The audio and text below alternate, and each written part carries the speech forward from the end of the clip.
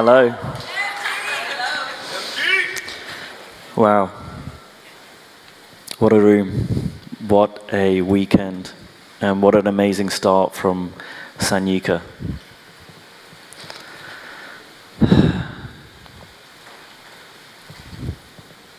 Thank you everyone for being here. Thank you for whatever you've done to be in this room. Thank you for whatever miracles have had to occur to ensure some of you are here. My parents actually only live 15 minutes away, and I live just over an hour away, but I know some of you have traveled from quite far. We heard Todd just now share how he's come from India and gone through many countries. Got loads of people here from the States, Canada, South America, Europe. That's a big commitment. I know there are many things you could be doing this weekend, but you've chosen to be here. So thank you. I've got some notes here and I may go through them, I may not. We'll see what comes through. But I first wanted to talk about listening. And it's nice to talk about this kind of at the start of the weekend. One of the things that I learned from my work with Steve Hardison was a really different way of listening, a real different distinction around listening. And if you've heard me talk about this before, just throw all that out of the window and come to this fresh.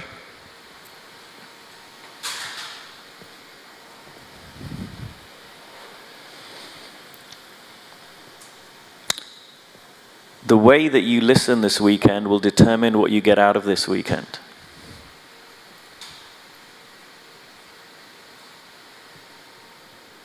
So the speakers are going to do what they do. The people in the room are going to be who they be. And we can listen in very different ways. We can listen like this. Do I agree with this person? Do I not agree? Do I like this? Do I not? We can come from judgment. Or we can listen from a place where it doesn't matter what is said.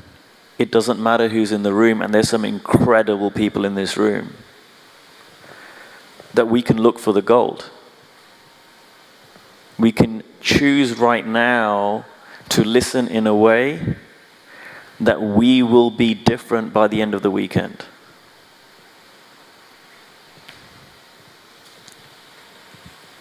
Now, I'm going to make a request of you all. And again, one of the things I learned from Steve was if you make a big request, make a big promise. So my request is, listen to me and every single speaker on the stage and every single person in the room with your highest listening.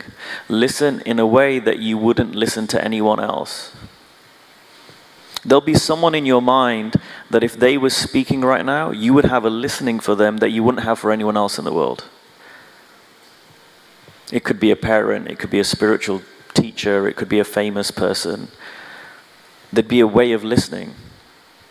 And you can think about that right now. Who could be here that you would listen so openly, so intently, without any judgment, just really looking for the gold? Think of an actual person. And then choose to listen to me and every single person here and every single person in the room as if they were that person. That's a very different way of listening. Now that's a big request. That's going to require some work on your end, but here's the promise.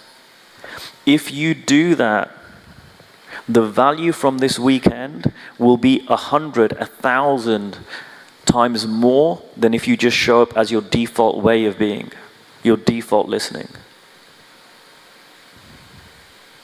Now that's not about me, it's not about the speakers, that's about you. I really want every single person in this room to get so much from this weekend because there's so much gold here. This entire weekend has been worth it for me before we even came here today. And I'm choosing to create that. And I'm going to make sure when I'm sitting there that I'm going to get so much from every single person that's speaking.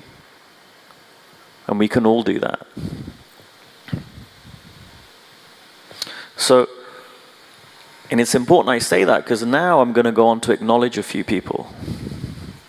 And I don't want you to switch off. All right, he's doing this acknowledgement bit, he's going to acknowledge some people. Because even in this piece here, there's something that we can all learn. I never used to acknowledge people.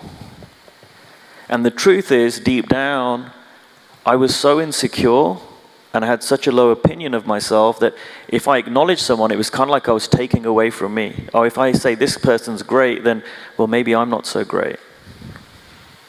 That's not the truth. That's not how it works. And we can listen to acknowledgements to be inspired and hear it about ourselves. So I think it's really important that we acknowledge Amy Hardison and Alan D. Thompson, who are not here, but if it wasn't for them writing the book, The Ultimate Coach, we wouldn't be here right now.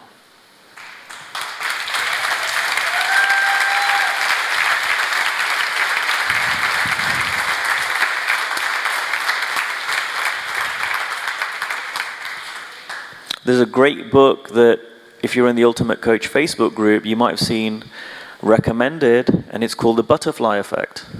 It's a great book. I recommend it to everyone. You can read it in about half an hour. And it literally talks about the impact that we have, the ripples that come out from whatever we do. They span out for centuries. We have no idea the impact we're going to have. And so Alan has this idea around writing a book about Steve, and Steve's like, I don't want you to write a book about me. But he goes ahead and he convinces Steve to let him do this project, and Amy's going to be involved for a little while, and then she spends a year on it. The ripple effects of that, I don't think they would have imagined would lead to this room. And how many of us are benefiting from that? And what comes out of this room, we have no idea. I was in a room like this 2 years ago, and I was a very, very different person. And maybe if the book doesn't get written, I don't go through the journey I've been on in the last 2 years.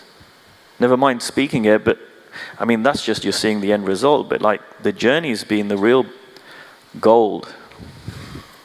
And I know so many other people have benefited so much from the book and the things that have come out of that.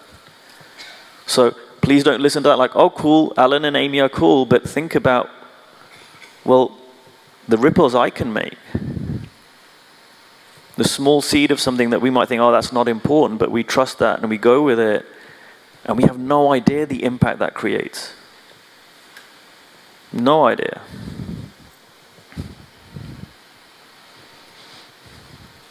I want to acknowledge Steve Hardison. Until yesterday, I had no idea he was going to come here, and then I agreed to call him Frank until 9 a.m. this morning for it to be a surprise. The results in me over the last 2 years would not have been possible without Steve.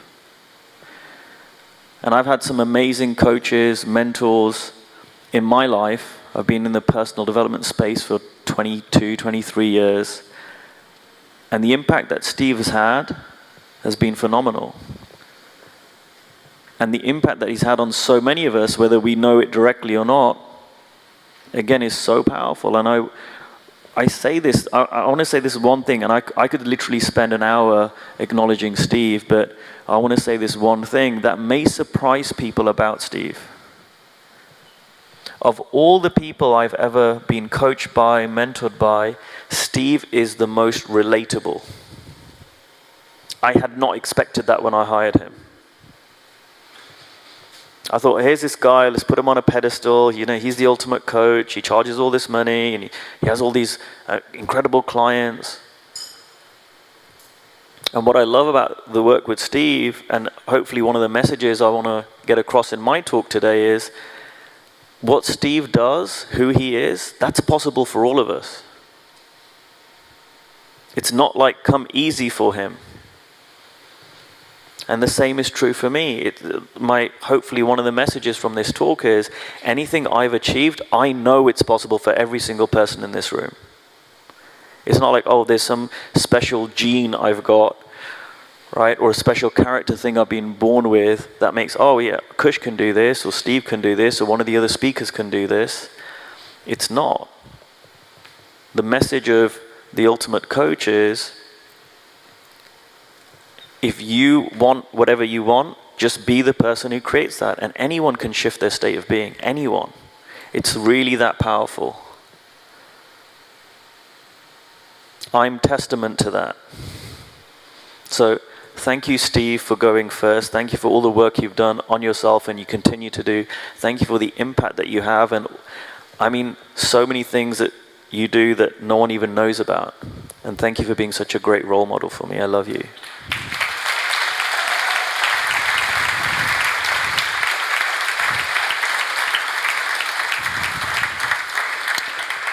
I think it's also important to acknowledge the people who've done all the work to create this room. So Matt, Fiona, Angie, Rose, Cassie, Andreas, would you all like to stand up?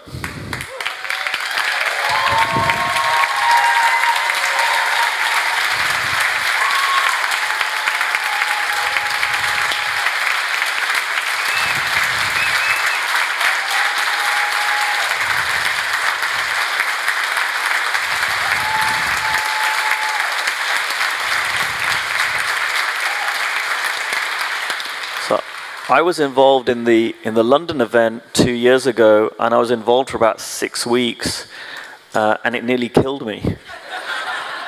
And so when Matt said, hey, would you like to do this event in Birmingham? I'm like, hey, that sounds like a great idea, and not me.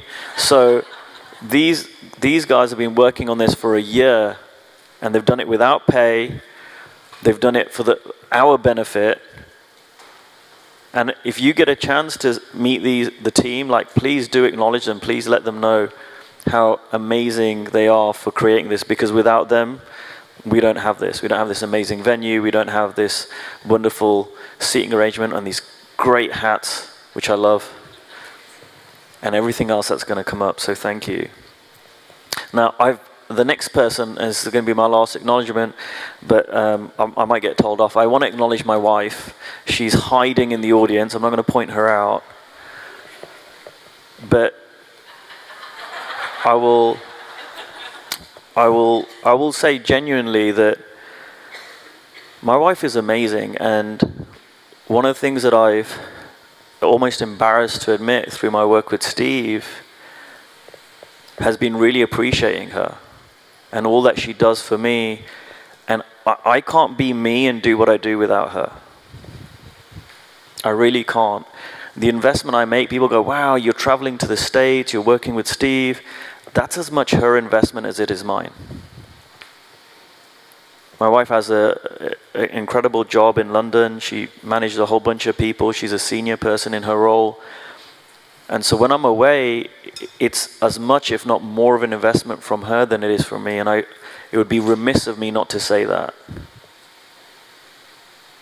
And again, I would ask you, just don't hear this about me and my wife, hear this about you, because I know for so many of you, there are people in your life who help you be the best that you are, who support you.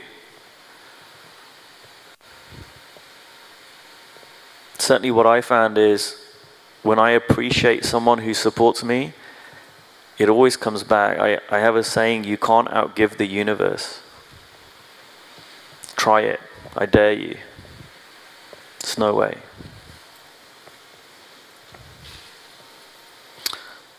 So, as I was saying, what's been shifting for me is possible for anyone, and I'll give you a little bit of my story. 2 years ago, I started working in a coaching package with Steve, about 2 years ago. And I'd done a session before that, but this is us kind of starting our work together. And in one of the first sessions, Steve says to me, hey, Kush, I read about world leaders, and you remind me of someone. And I was like, all right. And he said, yeah, you remind me of Mahatma Gandhi. that was kind of embarrassing for me, to be compared to someone who's had that much of an impact on the planet. And I resisted it. I was like, hey Steve, that's kind of cool, but I've done a lot of work to be me, so I don't want to be known by anyone else. And I kind of pushed it away. And I made fun of it a little bit. I kind of does anyone else do that? Use humor to deflect, right? Someone gives you an acknowledgement, and you're like, ha ha. So I did that. But Steve, if you know Steve, he sticks to his guns. And he kept saying it. I see you as MG, I see you as MG, I'm going to call you MG. And so I kind of relented a little bit. I went, all right, Steve, we're going to change the M from Mahatma to modern. So if you're going to call me MG, we'll create it as modern Gandhi, because then it felt like I could put my own stamp on it. But I still didn't really let it in. And it was another 6 months later that I was talking to Steve Chandler, who was my coach for many years. Love Steve. And he said, Steve Hardison really believes that. When he calls you MG, he really sees that in you. And something clicked for me. I was like, wow, that could be possible. And it seemed outrageous. But I started to lean into it. Like, who would I need to be really considered MG? And that doesn't mean like on a stage or on Facebook or social media. It means when no one's looking. Who would I need to be at home with my wife? Who would I need to be with my son? Who would I need to be with a neighbor who I didn't really get on with? Who would I need to be to someone who cuts me off in traffic? And I just started thinking, wow, like there's all these areas where there's growth for me. And I'm not perfect, but I started stepping into it. Now I want you guys to all hear something, and this isn't a criticism of anyone, but if we go back 2 years, there were a lot of people in my world who loved me, who supported me, who cared about me, who thought I was pretty wonderful, but nobody saw me or saw the potential in me as MG. Not a single person. I mean, not even close. Now, what I have woken up to is, that's not about me. That's about you. Because if the guy I was 2 years ago, if that guy had the potential to be MG, I know every single person in this room. I don't care if you've been to loads of these things, you've been around personal development for decades, or this is the first thing you've ever attended. Every single person in this room has the potential to be their version of a global leader. Every single person. And what I found is when I speak to people, in their heart, everyone has some desire for something. Some vision, some crazy thing that they're like, oh yeah, I mean, I'd love to do this. Like, oh, I'd love to change the world in this way. Or if I was in charge of the world, I would do this, this, and this. Why not? So you can ask yourself right now, whatever that is for you, who would I need to be to actually create that? And I don't care what it is. You might want to change, and I'll give you some examples of things that people have told me. Oh, I want to change the finance industry. I had someone say that to me. Someone else is like, I want to end homelessness in the country. I want to change the whole mindset of ethical leadership. People have all these different ideas, and it's not like, oh yes, someone else is going to do that. It's you. If you've got that idea, it's you. Now here's the thing, if you ask yourself, who do I need to be in order to create that, and it doesn't happen, you still win. Because the real prize is the shift in your being. The real prize is the person you become in order to create what it is that you want to create. There's no downside to this. It doesn't really matter whether I end up being MG and changing the planet or not, and I will, but it doesn't matter.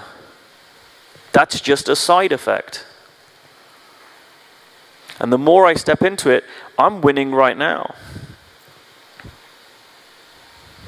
And it doesn't mean I'm perfect.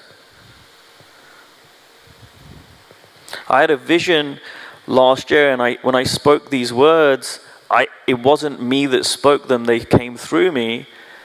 And I spoke at my coaching school. So this is a school for coaches, helping them grow a business. That's what it was all about. And what I said is, we're not here for that. We are here to raise the consciousness of the planet through changing this profession. I had no idea how I was going to do that. But I've stopped getting in my way, and I've allowed that to come through, and then the next step comes, and then the next step comes. And that's the same for every single person here. And it doesn't have to be as big as that, and it could. It could be anything. You want to be the best parent you could be, and you see there's a gap between where you are now and what you see as being the best parent, well, start speaking it. Our language is not just a description of life. Language creates. So when I speak, I'm here to raise the consciousness of the planet, or we are, and I enroll people in that. And again, one of my hopes is from this talk that I enroll more people into that vision, because I don't want it to be my vision, because I can't do it on my own. It's our vision. But every time I speak that, it becomes more real. So if I'm speaking, hey, I've got a bad back, just as an example, I'm going to create more bad back. If I create I'm no good, I'm going to create more of I'm no good.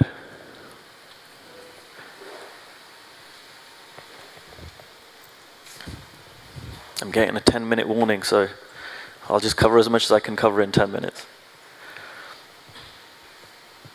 A year ago, I didn't really work out too much. As you can tell, I work out now. And when I'm in the gym, I have this thing with the people I'm working out with about our language, because our language creates. And I'll hear people in the gym, and these are bigger people than me and have been working out for a lot longer, and they'll say, oh, this is hard. And I say, no, it's not. And it's hard, right? But I don't want to create that. My wife knows this. I wasn't planning on telling this story. But there's a buddy I've got in the gym. His name's Ivan, and he's big. He's a big dude, and he's fantastic physique. And every now and then he trains with my personal trainer, and we train at the same time, and we work out together. Now, if you put us side by side, you would say clearly that guy is way stronger than this guy. That's what you'd say. And I know language creates. So when I'm working out with him, I'm busting his balls. All the time. So we're doing some exercise, and it's really hard. And he goes, oh man, that's hard. I go, not for me.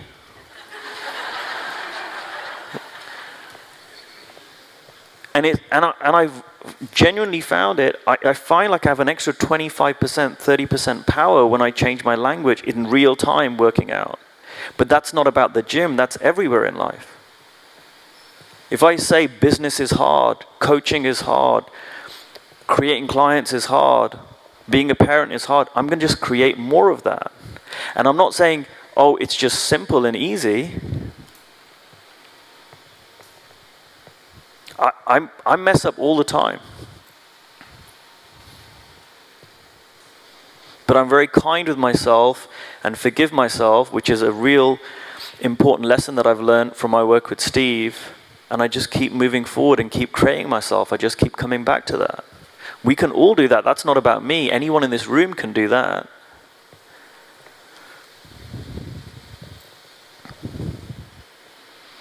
I said, I think yesterday or the day before, I had an idea that I should call this talk, Being is the Ultimate Barometer.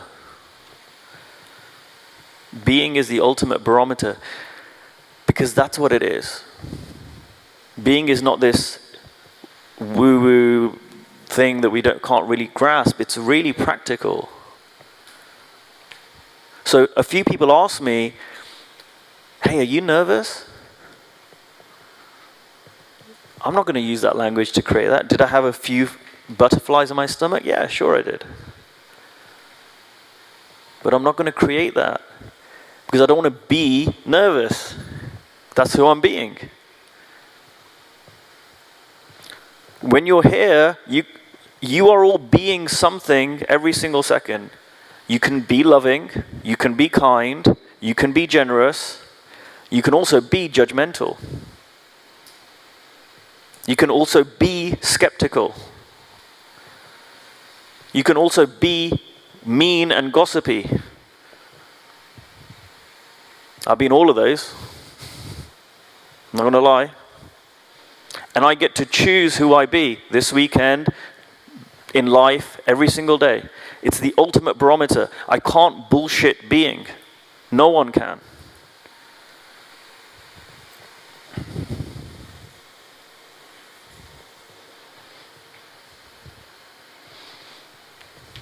I'm still good for time, 5 minutes. I would love to share my document with you. I've done a few of these talks and I've never got round to sharing my document on stage, and I'd love to do it just for you to see who I'm creating myself to be, and then I want to say something about that. So I say this at least twice a day out loud. It's really cute. My son even knows some of these lines. He's 4 years old. And this was created about 2 years ago, less than 2 years ago. So this is who I am. I am loved and I am loving. I am gorgeously lovable, even when they don't know it. I am complete and whole. I am that I love me. I am elegant, sophisticated, and charming.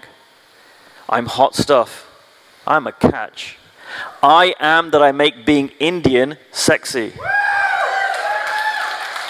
I'm the perfect height, weight, and shape for me. I'm a role model for fitness. I'm powerful beyond measure. I'm a master of self-discipline. I am that nothing is beyond me.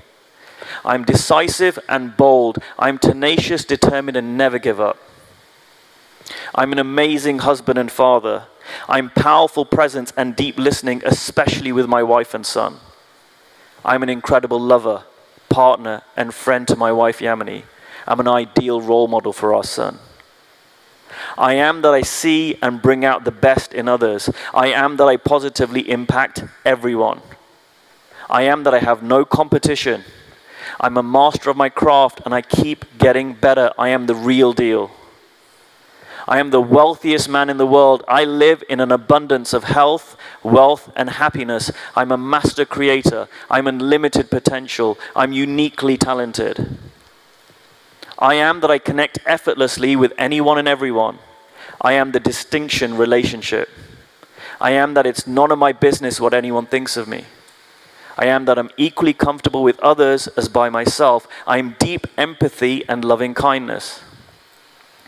I am that I give freely of my time, energy, and resources. I'm wise beyond my years, intelligent and witty. I'm straight facts. I am that you can count on my word. I'm one of the bravest people I know. I am that my soul is eternal. I'm a child of God. I'm divine perfection in that everything I do is perfect. I'm God's pure love. I'm a role model for success on my terms. I am that I create miracles every day. I am that I never fail, for an attempt can never fail. I'm a pillar of strength in every way and especially for myself. This is who I am. This is who I create myself to be. And my parents named me Ankush.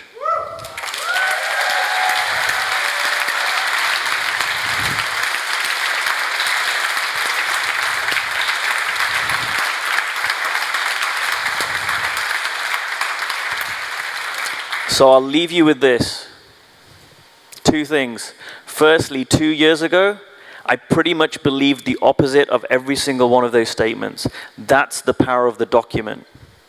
It's not affirmations, it's a creation. I forgave myself for the judgments I held against myself and created these new statements that came through me. So you see the shift in me in 2 years. Some of you have known me for a while. It's down to the document. And anyone can do that. We're so lucky that this weekend we're going to have Fiona and Dave share about creating your document, please listen to that. That alone will be worth it 10 times the price that you paid for this. Secondly, I am not perfect. Those people who know me, they will tell you that. There is some way I'm not my document every day, and I forgive myself for that. I love myself for that, and I come back. Recover, recover, recover. This is not about perfection. No one on this stage is perfect. No one in this room is perfect, and we're perfect. So have a wonderful weekend. Thank you for your listening. I love you all. I mean that.